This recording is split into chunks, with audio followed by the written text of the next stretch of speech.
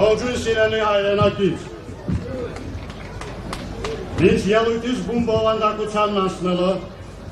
խնդրում եմ ձեզ այսօր և վաղը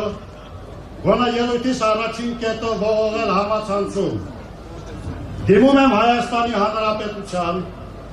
Ռուսաստանի Դաշնության և միջազգային ռազմական փորձագիտահեղուցական կենտրոնների 2023 թվականի սեպտեմբերի 27-ին Ադրբեջանի Հանրապետությունն ունենալով 10 միլիոն բնակչություն, 120,000 մշտական և 1 միլիոն զորահավաքային ռեսուրսի զոր։ Արդեն չեմ խոսում ավիացիայի,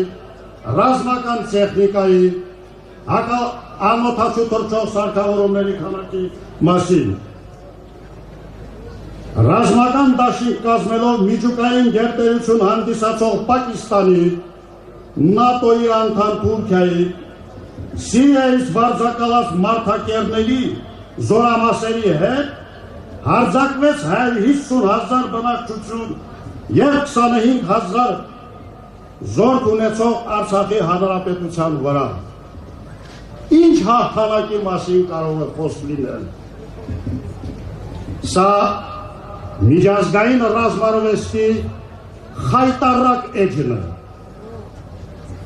Այս ամենի արդյունքում Արցախը հայաթափվեց։ Արցախցին 1000 տարում մարդակերից մարդասպան դեր չդարձած Թուրքի և որպես էթնոս նոր կազմավորված ադրբեջանցու զոհը դարձավ։ Սակայն ոչ արցախցու, ոչ էլ բանականություն ունեցող հայի մտքից երբեք դուրս չգա վերադարձի հարցը։ Վերադարձ դեպի հայկական լեռնաշխարհի Արցախ երկրամասը։ Դա մեր միջազգայնորեն ամրագրված և Հայաստանի Հանրապետության իշխանությունների որպես Արցախի անվտանգության երաշխավորը հանդիսացող պարտականությունն է։ Անդրադառնալով 1951 թվականի փախստականների մասին կոնվենցիային և դրա 1967 թվականի արձանագրությանը, մարդու իրավունքների համընդհանուր հռչակագրին, քաղաքական և քաղաքացիական իրավունքների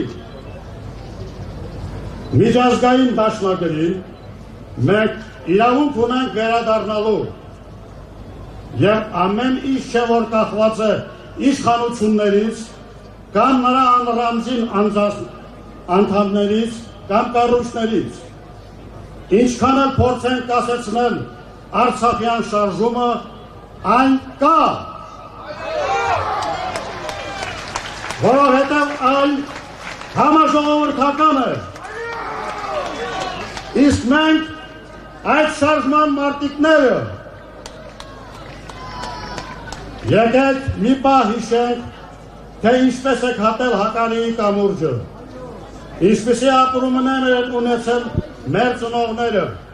կանայք, երեխաները, հատկապես սպաների ընտանիքները։ Իսկ այսօր գնդապետին կարող եք տեսնել պահակի, թող գնդապետին այգեպանի կարգավիճակում 100-ից 120,000 դրամ աշխատավարձով։ Եվ այս պարագայում ոգևորված նախարարը հայտարարում է, որ նպաստների կրճատումը կնպաստի ղարաբաղցիների արագ ինտեգրմանը։ Ինչին ինտեգրմանը։ Մոտ 1000 սպա, ենթասպա և այլ կարգավիճակում գտնվող թոշակառու զինվորականներ ու հաշմանդամներ դեռ չեն ստացել 23 թվականի սեպտեմբեր ամսվա իրենց փոշակներն ու նպաստները,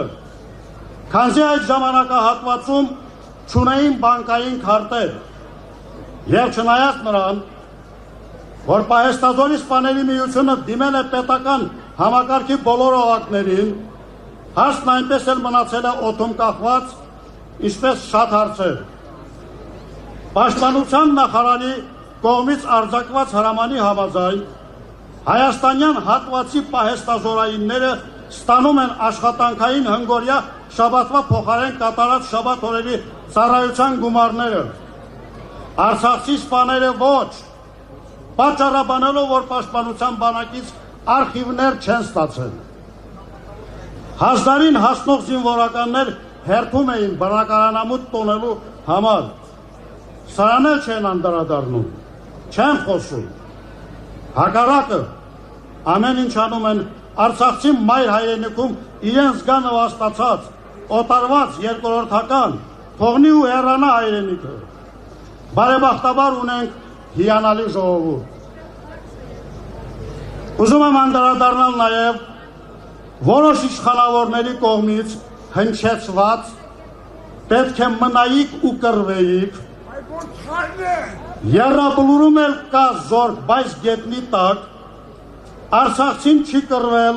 բա որ կռվել է ինչի է եռաբլուրի վիճակը այսպիսին։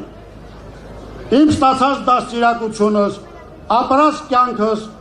և զոհված ընկերներիս թափած արյան արժանապատվությունը թույլ չի տալիս արժանապատվորեն պատասխանեմ իրենց, այլ պարզապես կասեմ,